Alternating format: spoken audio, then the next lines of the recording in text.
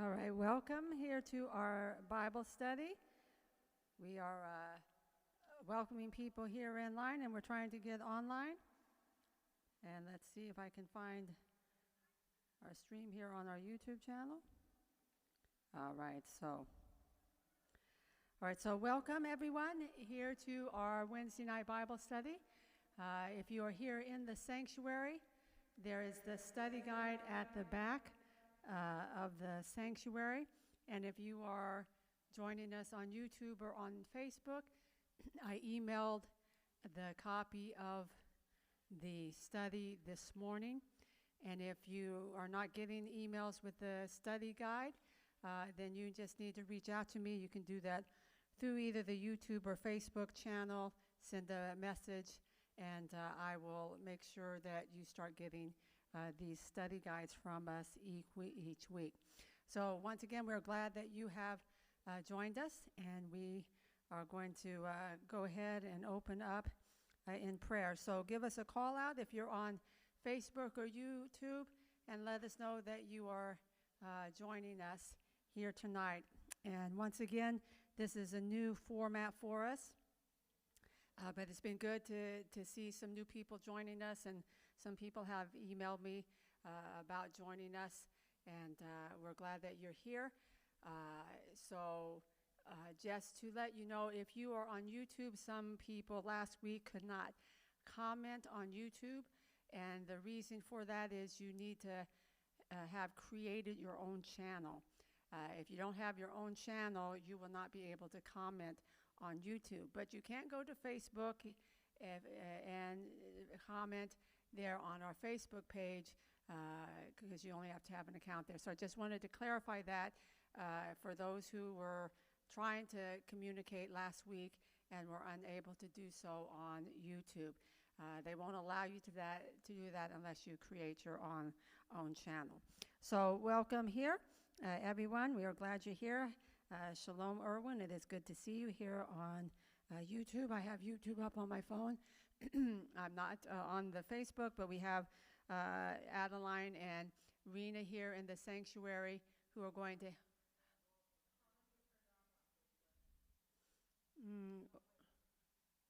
No, they shouldn't be. All right. So we were told the comments were turned off on Facebook, but they're on. It takes time for the systems to get themselves going up. So anyway, Adeline and Rena are here in the sanctuary, and they will be reading any comments or questions that you have as we go through this study tonight. So once again, welcome here to our Wednesday night Bible study. So let's open in prayer. Adonai, I thank you for your goodness to us, and I thank you that we can come together and study your word tonight.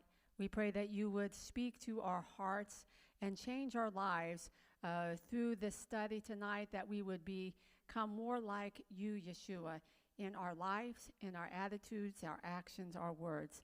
And we pray this in your precious name. Amen. Hi, Rebecca. Good to see you as well. Again, I can only see people on YouTube, but Rena and Adeline will be greeting you on both channels there. So tonight we are finally starting Yochanan chapter 5. I think we were in chapter 4 for almost a month, but that's okay. We're not rushing through this. We are really wanting to dive in and just pick things apart and really fully understand and allow God to speak to us. So as we start chapter 5, this is really a whole unit together, but there's a lot there. So I'm only tackling the first 16 verses in this study guide here tonight. So I'm going to read those verses for us. They're not on your study guide, so you need to get your tree book or e-book out so you can follow along with me. Yochanan chapter 5, verses 1 through 16. I am reading from the Complete Jewish Bible. After this, there was a Judean festival, and Yeshua went up to Jerusalem. In Jerusalem, by the sheep gate, is a pool called in Aramaic Beit Sata, in which lay a crowd of invalids, blind, lame, crippled. And I have this in italics and in brackets, and we'll discuss this later, waiting for the water to move. For at certain times an angel of Adonai went down into the pool and disturbed the water. And whoever stepped into the water first after it was disturbed was healed of whatever disease he had. Verse 5. One man was there who had been ill for 38 years. Selah, let that sink in. Yeshua, seeing this man and knowing that he had been there a long time, said to him, "Do you want to be healed?" The sick man answered, "I have no one to put me in the pool when the water is disturbed, and while I'm trying to get there, someone goes in ahead of me." Yeshua said to him, "Get up, pick up your mat and walk." Immediately the man was healed, and he picked up his mat and walked. Now that day was Shabbat. So the Judeans said to the man who had been healed, "It's Shabbat. It's against Torah for you to carry your mat." But he answered them, "The man who healed me, he's the one who told me, 'Pick up your mat and walk.'" They asked him, "Who is this man who told you to pick it up and walk?" But the man who had been healed didn't know who it was, because Yeshua had slipped away into the crowd. Afterwards, Yeshua found him in the temple court and said to him, "See, you are well. Now stop sinning, or something worse may happen to you." Then the man went off and told the Judeans it was Yeshua who had healed him. And on account of this, the Judeans began harassing Yeshua because he did these things on Shabbat. All right, so as we begin to look at this chapter, I want to give us an overview of chapters 5 through 7, because these are often linked together in commentators, and because they reflect a transition that is seen towards in the attitudes of people, and especially religious leaders, towards Yeshua in the community. So up until this point, they have been curious and tolerant, although they've questioned and challenged him. But what is going to happen as we read through these chapters is we're going to see that these attitudes change until there is this total opposition, and sort of they're really hostile towards him and his works. And one author describes this transition in this way. So listen to how this commentator explains it. He says, "The 3 chapters of this section, Yochanan 5 through 7, record the shift from more reservation and hesitation about Yeshua to outright and sometimes official opposition. The first point of controversy is the Shabbat here in chapter 5, but this is soon displaced by a fundamentally missiological Messiah issue, the concept of Messiah, arising out of the dispute over the Shabbat, which we see again here in chapter 5. And this in turn leads to an extended discourse concerning Yeshua's relationship with the Father and the scriptures that bear witness to him. Although the miracles of chapter 6 evoke superficial acclaim, that allegiance cannot endure Yeshua's teaching, even many of his Talmidim abandon him, we see in chapter 6. And by chapter 7, he's being charged with demon possession, and amidst profound confusion in the masses, the authorities try to arrest him in chapter 7, verse 30, but of course without success, because it is not his time. So throughout this rising clamor, the author says, Yeshua progressively reveals himself to be the obedient Son of God, his Father, the bread of life, the true manna which alone can give life to the world, and the one who alone can provide the thirst-quenching drink of the Ruach. So this is what we're going to be seeing as we progress through these next 3 chapters, this transition in attitudes towards Yeshua. So as we look particularly at the beginning of chapter 5, and for those who just came in, there are study guides at the back if you'd like to pick one up to follow us. So here in chapter 5 unfolds the story of the healing of this layman. We assume he's lame because he says how he couldn't get to the water quick enough, so something was there that impeded his ability to quickly move. And this healing of the man is a very important event, which we're going to talk about. But Yeshua uses this healing as an opportunity to challenge and teach theological truths arising throughout the events that surrounded this healing as they unfold. And as I said, this study guide is only going to look at the first 16 verses of chapter 5, but the whole chapter is an entire unit. It's just too much to put into this one guide. So Yochanan tells us, as we look at the beginning here, that Yeshua was going to Jerusalem for a festival. Now, earlier in the book, he had left Jerusalem, and that's when we saw him go to Samaria and then to the Galilee. And remember how we discussed that leaving could have been tied to the rising of the religious leaders' attitudes. They were starting to, okay, we're not so sure about who this new rabbi is. And the first verse tells us that the reason for going to Jerusalem was to celebrate one of the feast. Now, going to Jerusalem was a requirement of what 3 feasts? Does anyone know? Passover, Sukkot, and Shavuot.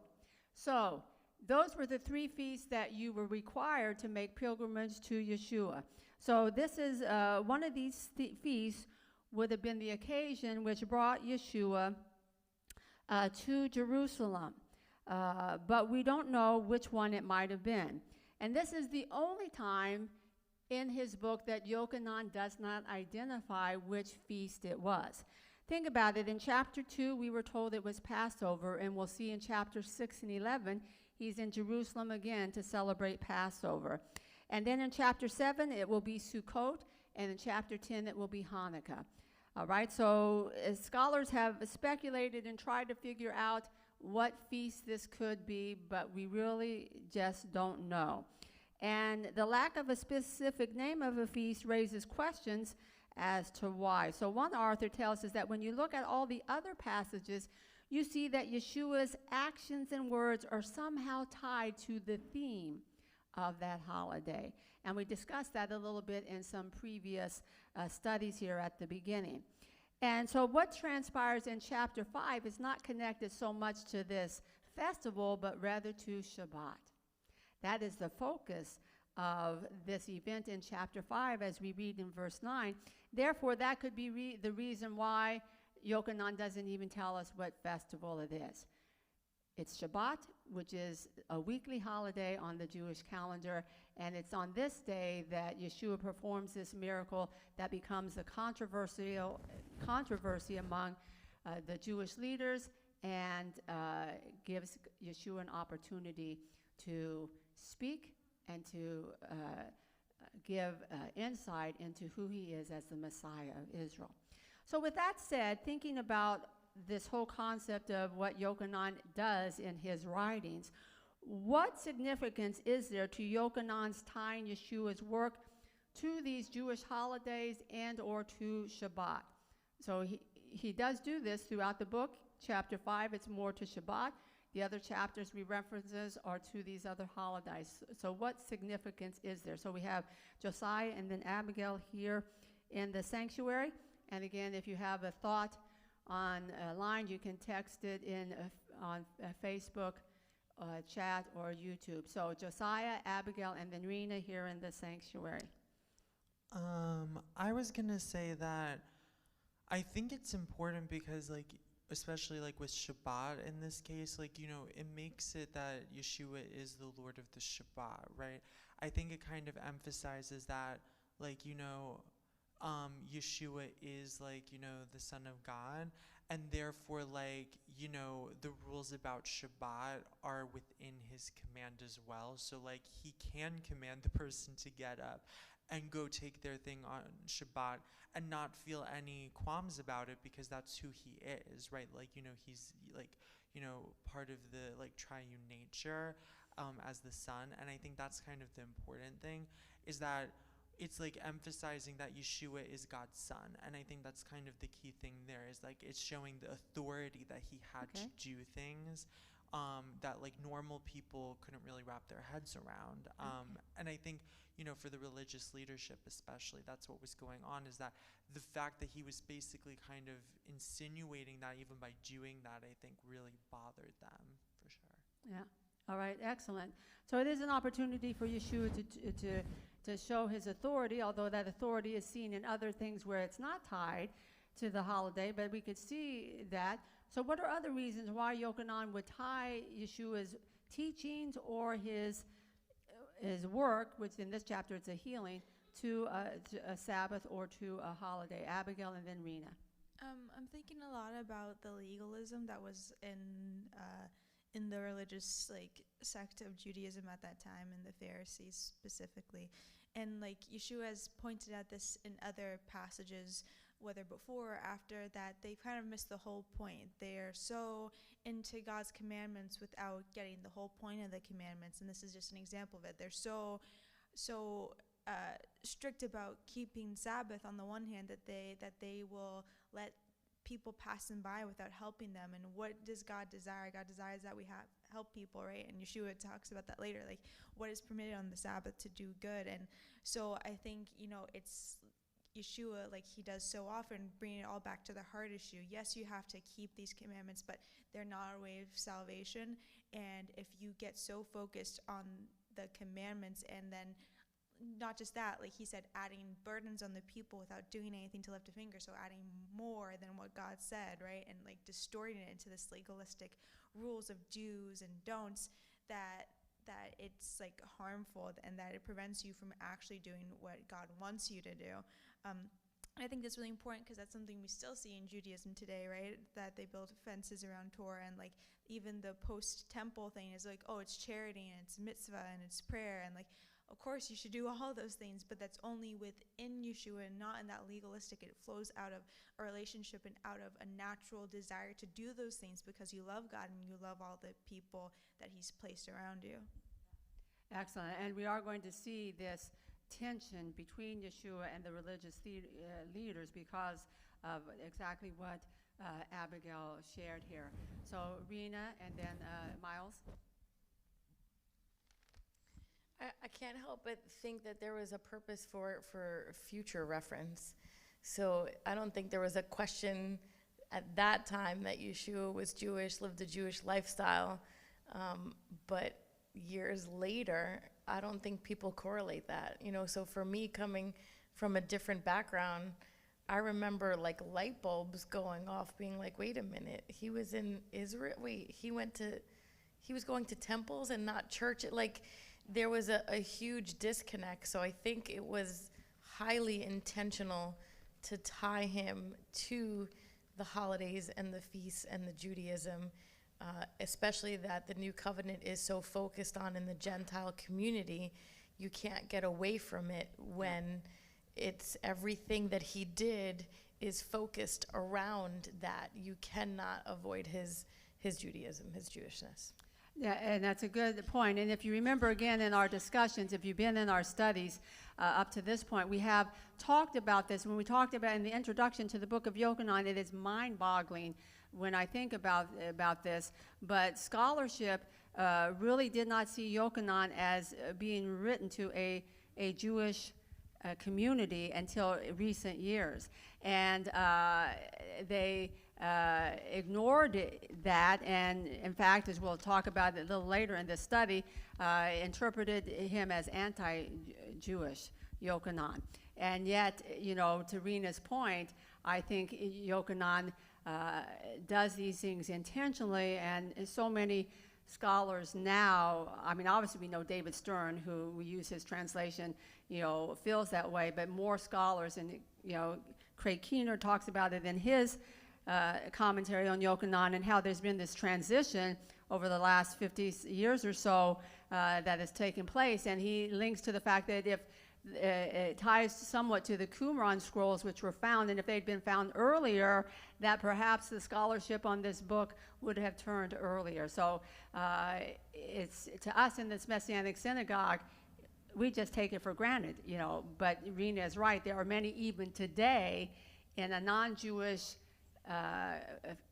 Messianic faith who don't connect Yeshua to his Jewishness and things. A follow-up with Rena? No, I just wanted to say hello to everybody who is on Facebook. So we have Christina, Natalie, Lucia, Gary, and Marilyn, and those are all the people in terms of who said hello and checked in. All right, thank you. Hello to everyone there on Facebook, and if you are watching and you haven't said hello, go ahead and say hello, and Rena will read your name out, and we'll get Adeline to read who's on YouTube here in a minute. But right now we're going to go to Miles.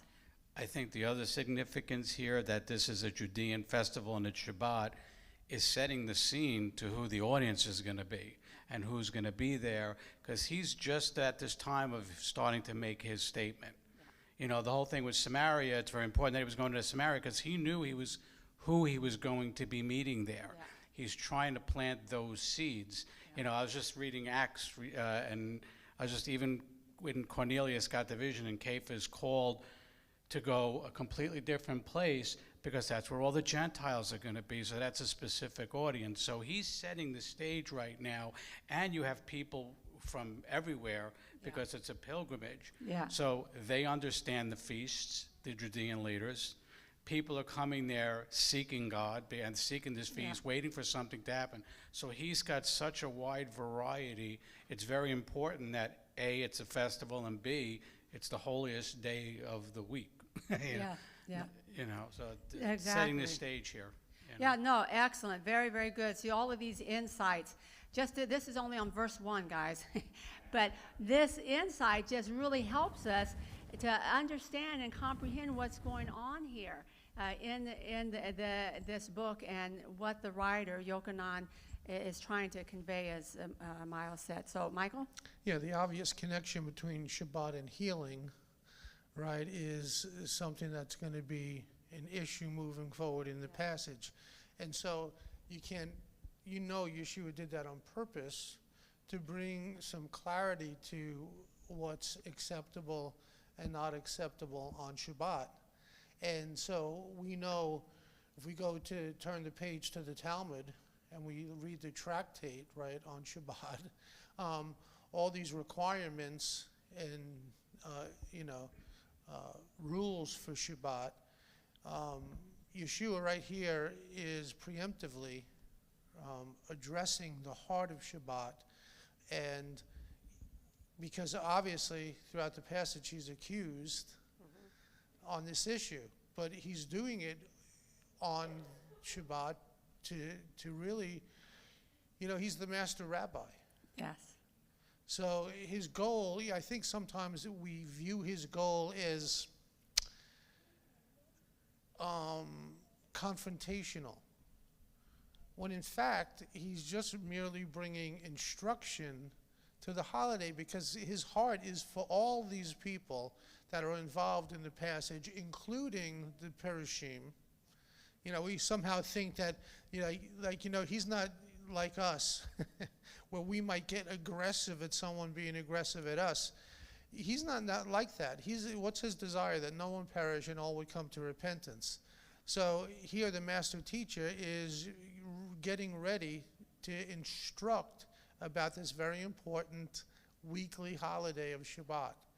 Okay, and he wants to show God's intention for the holiday and for all people on the holiday. Excellent, and it's important for us to remember that. I think everything Yeshua does, Michael said that it was with purpose, and he used things that were familiar to the crowds and the people there. So he is ministering to these Jewish people, and he is going to use these things to illuminate and to bring them to try to help them, their eyes to be open to the truth that is given to them in the prophets. And he's going to be discussing these things throughout the book, and even in this chapter you read and you think, but you're missing it, right? So he is doing this again, not to confront them, but to try to say, open your eyes to see what has really been told to you in Moshe and in the prophets. And then, throughout his ministry, we see he used things as a natural part of his life. So when he tells the parable of the sower, many think that there was probably a sower, somewhere near that people would, in other words, there are things that the people were familiar with. And to the Jewish audience, their Jewish culture was something that, as Rena said, they took for granted. It was who they were, and he used these things to expound on who he was as the Messiah of Israel, to give them opportunity to embrace him and to see him. So let's look at this second question, which still on the first couple of verses here. So Yeshua was in Jerusalem because as a Jewish man, he was required to go there. All right? So in that day and time, almost every person went up to Jerusalem, and that's why the city was full. In Acts chapter 2, why is the city full of Jewish people who speak all these languages and from all the different parts? Because it was Shavuot.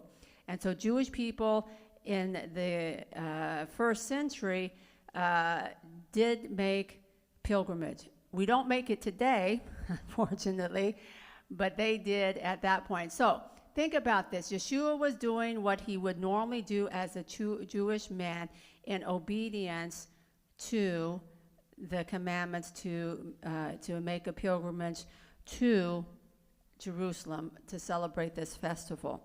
And in this context, he heals this man by the pool. So it led me to think about this question. What does this tell us about our simple obedience to God's commandments? So Yeshua, on the one hand, is just doing what he's supposed to be doing. He's a Jewish man, and he's supposed to go up to the festival, and he's there in Jerusalem. All right? So he's just doing what he's supposed to do. How about us? What if we walked in the same way as Yeshua, just doing what God's word tells us to do? How could that open up doors for us, perhaps? So Josiah, Miles, and Abigail. And online, if you want to post something, add a line, and Rena will read it for us. I think it does open up doors for us every day. I think even just some of the simpler things of, like, walking in God's word, like, just like maybe not behaving like some of your coworkers or classmates might behave, not maybe gossiping like they might about this or that, or even just maybe not like, giving into profanity, like you never say that, like whatever, like those types of things. And people notice that, like people do notice things like that. And I think sometimes we as believers, I think sometimes we also get like the impression, I think sometimes, that we have to do all of this like intense stuff to try to like somehow show like God's light to people. But sometimes I'm like, sometimes it's just the simple thing, just even the way you're carrying yourself or your attitude or just how like, you behave differently. I think people do recognize that and they do pick up on that. I think you just kind of have to sort of be who Adonai made you to be and just go along with it a little bit, and not get too stressed out about if you're doing enough, because I think that's really what it is that we are doing enough as long as you're trying to keep his commandments, Yeah, that's a good point. In our daily life, if we are as messianics, Messiah-like, and so if we are living our life exemplifying Messiah, we say this often. I know I say this often when I pray, let us become more Messiah-like. So in reality, if every day we live our lives like Messiah, meaning we are doing whatever the scriptures tell us, people are going to take note. I remember when at one point I was cleaning a house for this real estate owner here in New York. So it was a big, 3-story house, a mansion, the pool house, everything. So I was cleaning it, and so he had workers always there, and the foreman came in, and of course he knew who I was. He knew I was here at the synagogue and stuff, and he cursed in front of me and immediately apologized. Why? Not because I had witnessed to him at that point, but because he knew who I was, and he immediately reacted to my lifestyle that had been lived in front of him. So just following the commandments in that way opens up opportunities, and then I was able to share my faith with this gentleman in that context. So Miles, and then Abigail, and then Michael. Do you have your hand up too? And then Michael. Okay, so obedience has two parts. It's that obedience where we love to obey, and it's our desire, and we want to because we love God, and there's that fear if we don't. But there's the obedience where we have to do things sometimes that we don't want to feel like doing. I mean, if Abraham didn't get up and go, we'd have a whole different history here. But I truly believe when you are obedient, and especially we're here talking about Shabbat, meaning coming here when you're supposed to do it, even when you don't want to. I truly believe things happen. You know, listen, we all go through, we work during the week, we get lazy, we don't want to come in Shabbat, but we're going to rest, you know, but when we're obedient and we come in and do the work, isn't it funny how many times this has all happened to all of us, where all of a sudden you're going through this stuff, I just don't want to deal, but you know you got to do it, you come in, there's a word, and it just happens to be exactly what you needed to hear. And it might have even been connected to what you were reading, it might have been nothing, but all of a sudden it popped out. And that's how it happens. That's how revival begins too, you know. And so, yeah, that's when it happens. That man, you know, listen, he was handicapped and he didn't want to do it. Maybe he didn't want to be there that day, but this is a pilgrim. This is a feast. He had to be there. He knew things were going to be happening. And look what happened. He met God. Yeah. Head on. Yeah, so it opens up opportunities, like it opened up an opportunity for Yeshua, but then as Miles says, it also blesses us. When we are obedient, we reap the fruit of obedience, which is often said. So Abigail was next, and then you go to the back. Sorry, Abigail had her hand up. No, sorry. No, it's good. We have a lot of participation. So Abigail, then Adeline, and then Michael.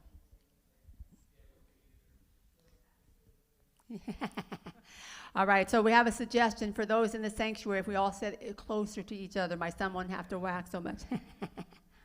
I was just thinking about obedience. I was just thinking about kind of in terms of protocol, and I know that seems a little odd, but there's a reason. Like, I'm thinking about following best evidence in terms of my field, and which is like a lot of evaluations of speech and cognition or swallowing. Like, there's so many things you could evaluate, but unfortunately in the field, even though we know what works and it's clear what tools you should use, how you should use them for the most part, even where there's ambiguity, there's like enough to suggest what we should do, but so many people don't follow that. And then what's the results are that people get misdiagnosed, they don't get the treatment they need, things get messed up.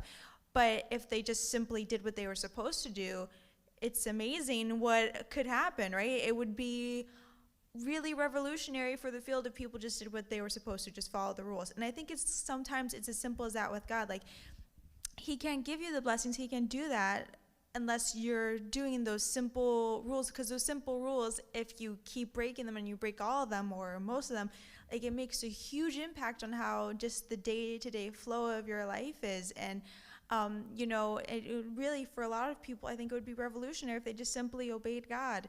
That would be such a huge difference. What if you had daily devotions? What if you spent time with him every day? What if you were willing to do whatever, like, without an attitude? Like, that would change so much. And I draw that correlation to, like, the natural, because it's one of the most frustrating things, knowing that so many people are doing these bad practices and it's having such a bad effect on people. But that's basically what we're doing to ourselves. Like, if we don't obey, we're like, sabotaging our own spiritual growth. And it's, you know, and everyone thinks about in terms of, as a consequence for disobeying, but not that, just those simple rules make for, like, optimal flow, and you don't even think about how revolutionary it could be. Yeah. That's very good what Abigail said. We sabotage ourselves, right? By not following the commandments, by not following what the word says.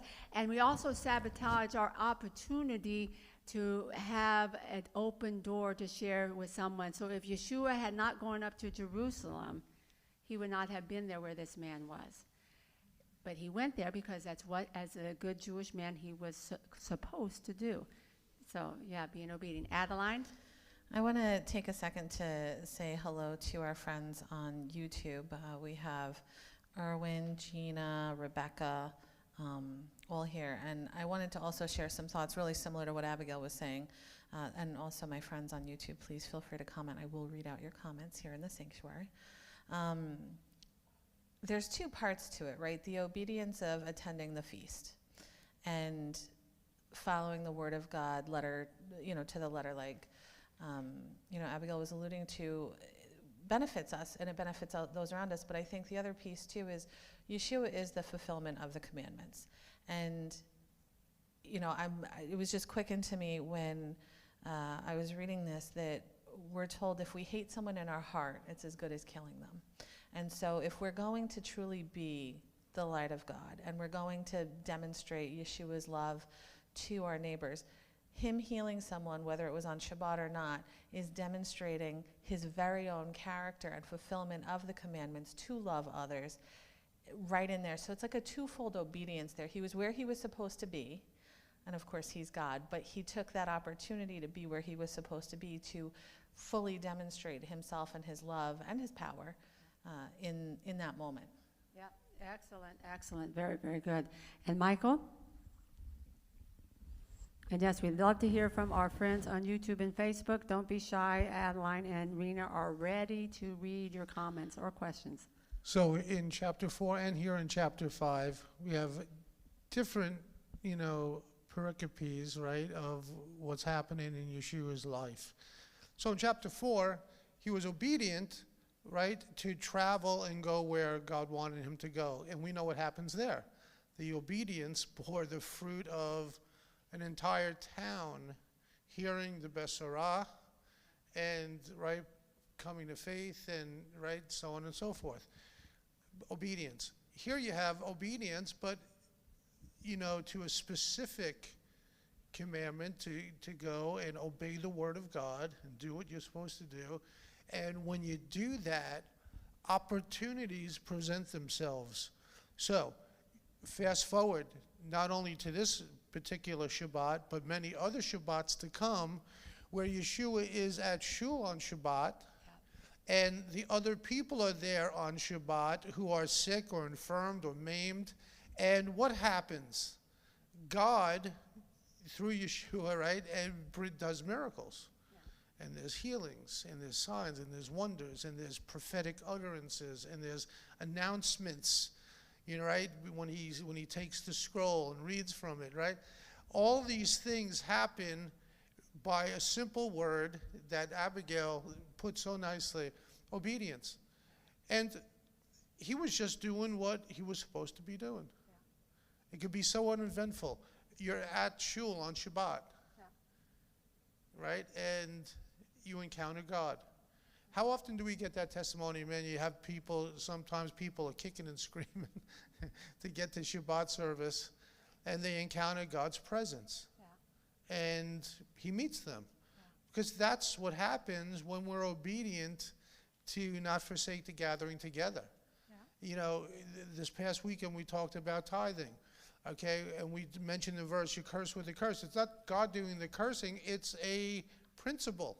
Yeah. And what's God wanting to do? He's wanting you to get in on these principles, like keeping Shabbat, like being where you're supposed to be, doing what you're supposed to be doing, obeying God when you hear his voice. And when you do that, his own life is a witness to what it brings. Yeah. It brings good to the person who's being obedient, plus it brings good things to those who are around that person, because God could use obedience to bring glory to his name. So Miles referenced Abraham. So Abraham is obedient. And we're talking about Abraham till this day, every year, right? On Rosh Hashanah, right? Because of his obedience to go ahead and offer, his son. And then pointing to the ultimate sacrifice in Yeshua. All this is happening because of really simple obedience. So it's a good lesson for us to be obedient in just our life. It's like there's a cumulative effect. Yes. As we're obedient. Others are blessed through our obedience, and then that moves out from us to other people, just like it did Yeshua. Yeah, excellent. Again, I think we can get the lesson here. Things will not happen if we are not where we need to be when we need to be, and if we're not doing what we need to do when we need to do that. And so that simple, let's follow what God says in his word, is going to bear good fruit in our lives personally and in the lives of others. So let's move on here in our study. And take note of the fact that in this chapter, it's interesting that there's no mention of Yeshua's Talmidim. Okay? So perhaps they're off on an errand, as in the story of the Samaritan woman in chapter 4, was just simply not told, but they're just not mentioned. So after Yochanan mentions the fact that Yeshua is in Jerusalem, near this, we are told that he goes specifically to the pool of Beit Saida, which is located near the sheep gate. Now, we hear about this gate in the Tanakh. In Nehemiah chapter 3, verse 1, it says, "Then Eliashiv, the Kohen HaGadol, set out with his fellow Kohanim, and they rebuilt the sheep gate. They consecrated it and set up its doors. They consecrated as far as the Tower of the 100 and onto the Tower of Hananel." And this gate would be near the temple. And why was that important to this story? Because this man and all the others by this pool could not enter into the temple. By Torah, because they were lame or crippled, they were not allowed to be in the temple. However, they could be near the temple, because this pool is near the temple, without violating the laws that were given to govern temple worship. And we have archaeological proof of this pool. You should go look online and you'll see pictures of it. But I just want to read about this. And we were there when we were in Jerusalem when we went on our tour. And it is just amazing to be there and think about this story as you're there. But popularity, the writer says, popularly this pool is known as Bethesda, which means house of mercy. But the reading Beit Saida, Aramaic, means house of the olive tree. After much guesswork with respect to the identity of this pool, its site has fully been established to the satisfaction of most scholars. The pool, or in reality the reservoir which formed it, was laid bare in the year 1888 in connection with the repair of a church that was there in Jerusalem, the Church of St. Anne. And a faded fresco on the wall pictures an angel troubling the water, which again, this is the thing that is interesting with those verses there. So this is painted on this wall. And by the time of Yeshua, it had 5 porticos or covered colonnades where the sick would rest, protected from any bad weather. Another writer talked about this pool and talked about excavations that rebuild, counting the bridge. It had the 5 colonnade porches, which we read about here in John 5:2, and give evidence that it could have been used by many hurting people. And support for its name was confirmed by the discovery of the copper scroll in Qumran. Now, Rabbi Michael and I make reference to the Qumran community and the Dead Sea Scrolls. This community was contemporary to Yeshua's day, and so a lot of things that were found there in this community confirm the things that are written in the New Covenant. So these archaeological findings show us this pool. And again, you can go visit it today. So if you're reading the complete Jewish Bible, though, you will notice that the end of verse 3 and verse 4 are not in the text, but placed as a footnote. And most translations omit these words. So when I read them, but I had them in brackets, and I mentioned that just so you know, because he goes from verse 3 to verse 5. And most translations, again, leave these words out. The notable exception would be the King James and the New King James. And these verses mention this angel as the source of stirring up the water before a person could enter to be healed.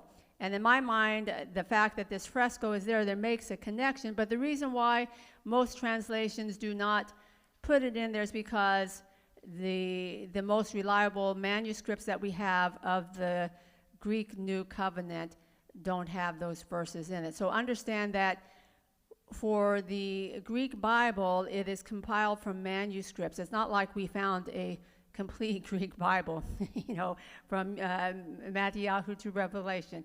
There are different manuscripts that have been used to put together a Greek translation of the Bible. And so what is important, and because I just wanted to bring this out and establish the fact that in this place, and there are a couple other places in the New Covenant where you will see this if you're paying attention, those things that are, quote, left out, they always put them in the footnote, never ever affect theology or the main intent of the story. So the main intent of the story had nothing to do with the pool, because it wasn't the waters that was going to heal this man. It was Yeshua. So I just wanted to explain that to you, because as you're reading in Stern's Bible, you see 3 and the number 4 and then nothing and then 5, and you're like, what's going on here? So that's just a quick explanation for that. So what is important is that we know that it did exist, that you can go to the ruins right now, and that there is this fresco there. Tells us that this tradition did develop at some point. And you can read to Tertullian, who is from around 140 CE, speaks about this tradition as well. So it was an established tradition about this angel being there.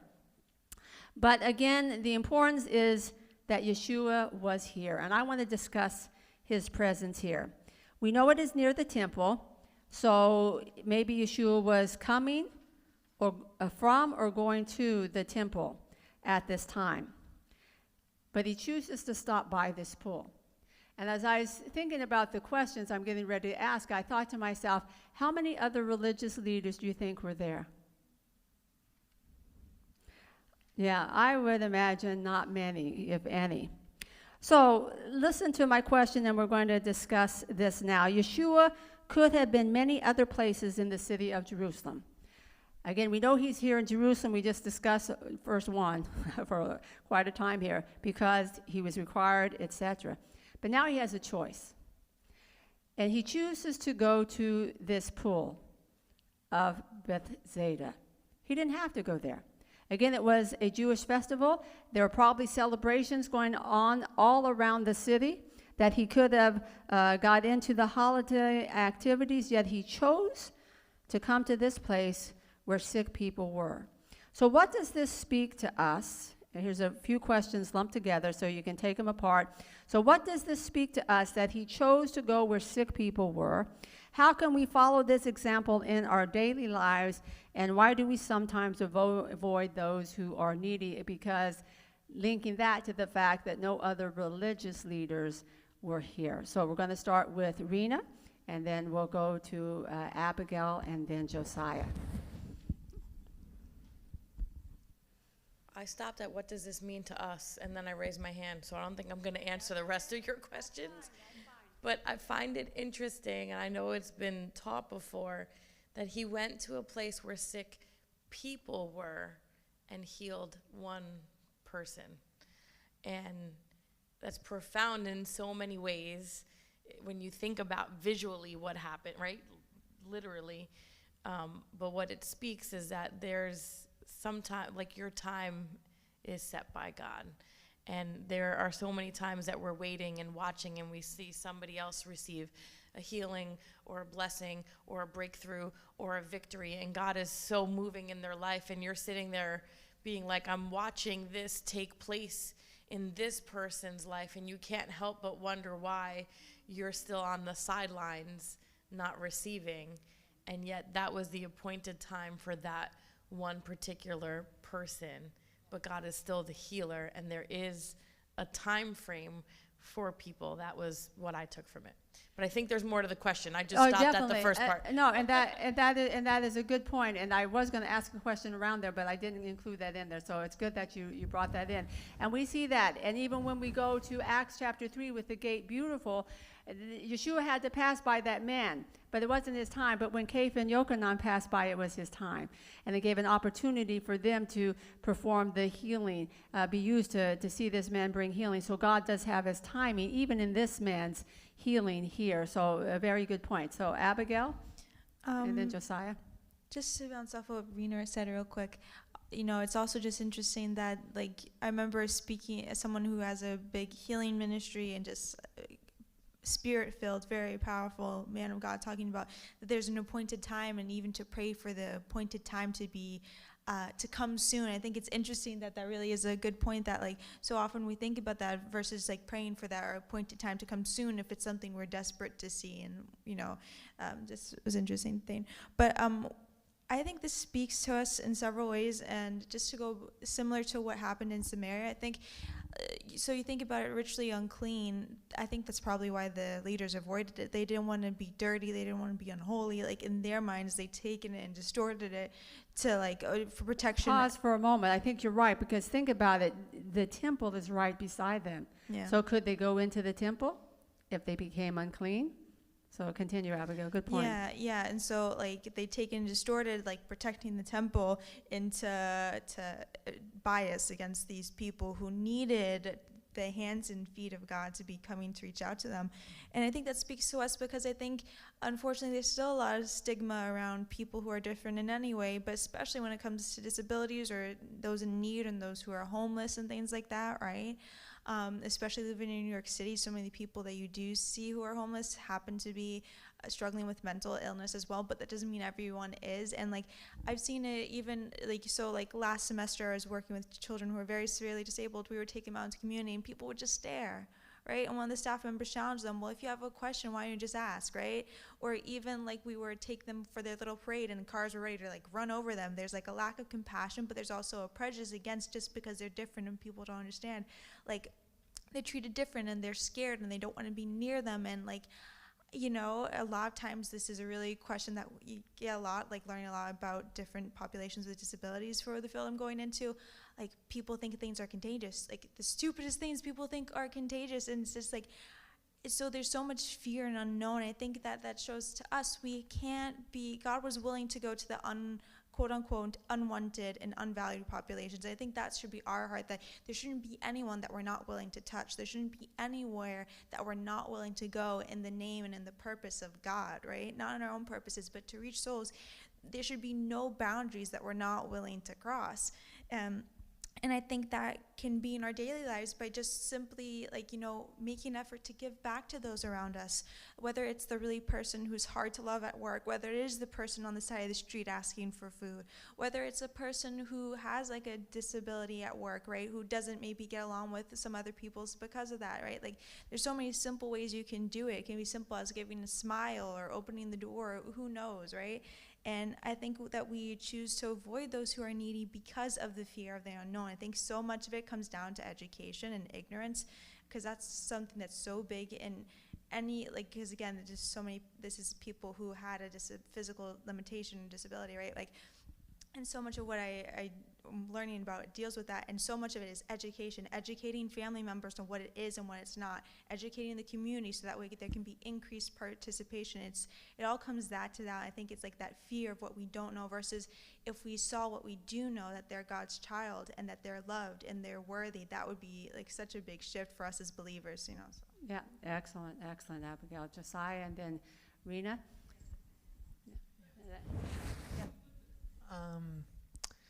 Well, what I was going to say is I think that, you know, it really shows us that Yeshua cared about people. Like, in other words, yes, could he have gone and enjoyed all the festivities? Sure, he could have, but I think he knew who he was and what he was there for.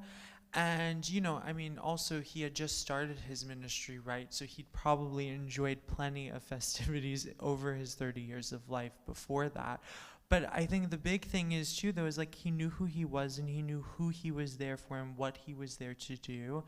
And I think he kind of was like, he was showing God's love to them because he was there to be a light to these people and be hope in a time of darkness. And I think that's a big thing. And I do agree with Abigail. I think we as people just tend to be frightened of stuff we don't know. I think also, as well, another side of it too is I think nowadays especially, but like just in general, I think in our society in particular here in the United States, as believers, I feel like we have sort of been stigmatized. And what I mean by that is like, I think we feel like uncomfortable even bringing up like that we're a believer to anyone for any reason, whether it's you don't want to rock the boat with your family or you are nervous that someone's going to fire you if you dare say something or XYZ. And I think it's been so successful and ingrained into our brains that like now half the time I think we're so frightened to speak. But I think what we can apply is that we kind of have to be a little bit like Yeshua and be like, we're here to be the light, and we're going to be that glimpse of hope that someone gets. So even if we have to maybe find a slightly more subtle way sometimes, or even if sometimes you just have to say what needs to be said, like Yeshua would, I think you have to be willing to put yourself out there and be like, you know what, this is really the main reason we're here, is to be a light to this person, because I'm not going to be in the same sphere as someone else, or have the same opportunity. Right. And I think that's kind of the big thing. Right. I think that it is good what Josiah said, that, we can't allow the fear of man to keep us from being where we need to be. And think about it, we're going to see Yeshua is starting to get some opposition, and it's going to get hotter and hotter. Did that make him back down? No. So that was a good point that Josiah meant, that in our society today, we are marginalized as believers, and it makes it hard for us to maybe even want to step out. So that's very good. So we have Liz, and then over to Rena, and then Michael. So I'm just going to jump down to why do we sometimes avoid those who are needy. I was in Walgreens, and I was leaving the parking lot, and there was a man pushing himself in a wheelchair, and he was muttering and cursing under his breath, and it kind of made me scared for a little bit, so I kind of just ran to my car, and then I was like, just take a deep breath, and I'm like, God, just have my back. And then I went back to him. I was like, sir, do you need help? And he was just telling me his story about either he couldn't get his medication, or his cell phone was dead, he couldn't get in touch with his sister. So I couldn't help him with any of those things, but I was like, can I please just wheel you to the front door?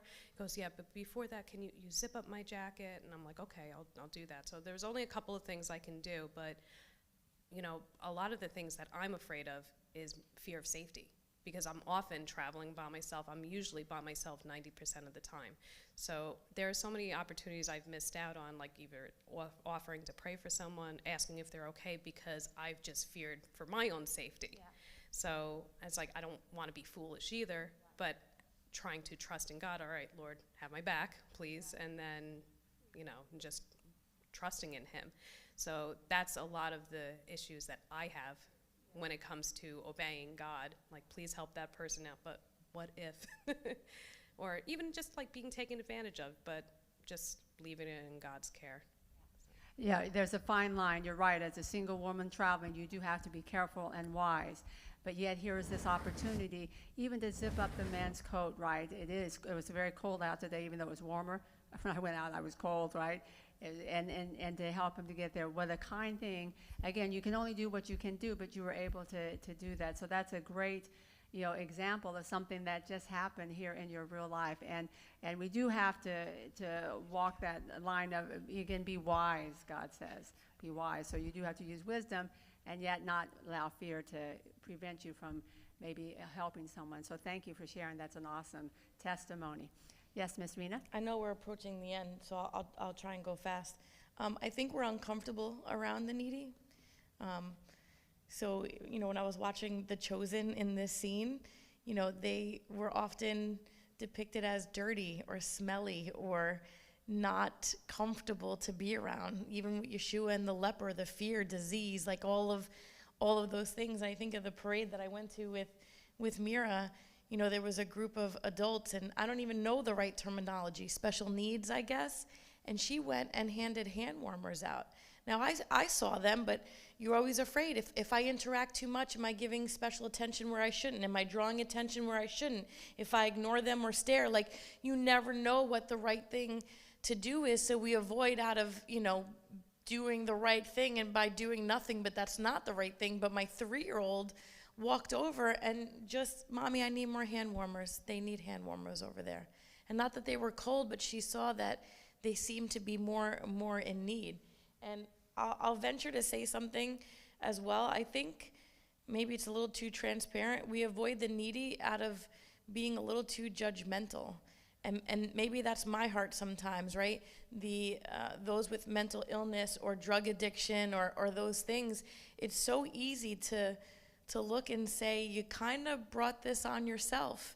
And I say that because I just watched a documentary about a family in drug addiction, and it totally changed because it's so easy to say, well, you made a choice that brought you down the wrong path, and we avoid it because it's an uncomfortable path, and it's easy to say, well, you did it to yourself, and yet Yeshua looked past all of that. Yes.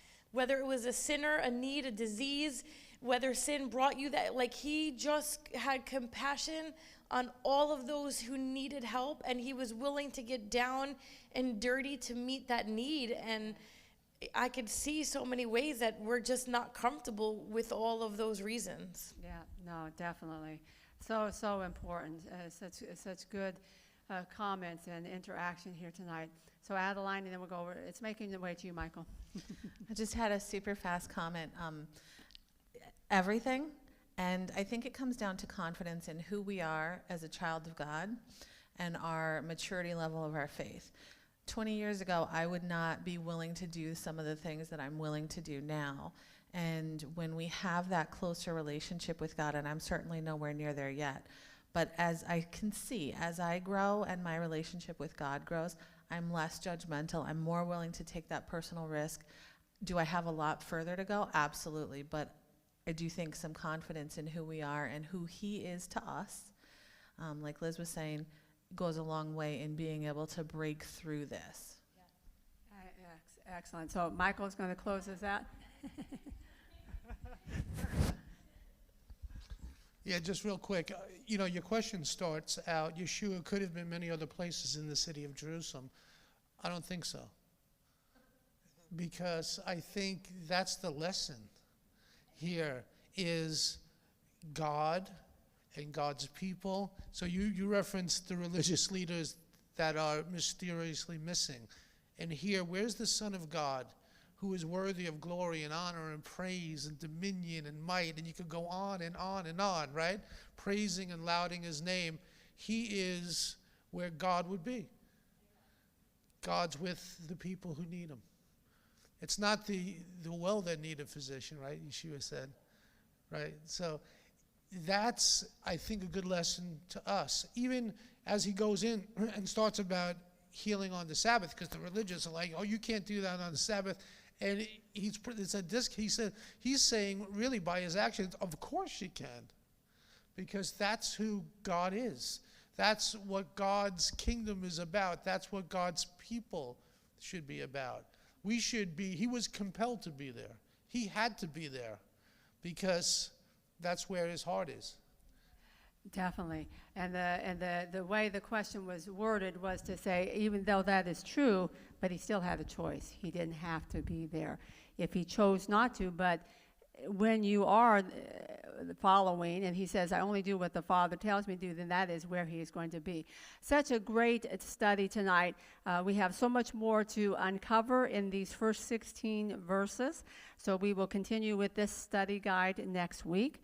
So tune in next week, same time, same place, and we will continue, same channel, exactly. So let's close in prayer again. Thank you, my friends on YouTube and Facebook. You were a little silent tonight. We had a little more interaction last week, so don't be bashful there. Again, we have people ready to read and share your comments. So but we do appreciate that you've joined us, and again, thank you for everyone who is here in person. Adonai, thank you again for your word.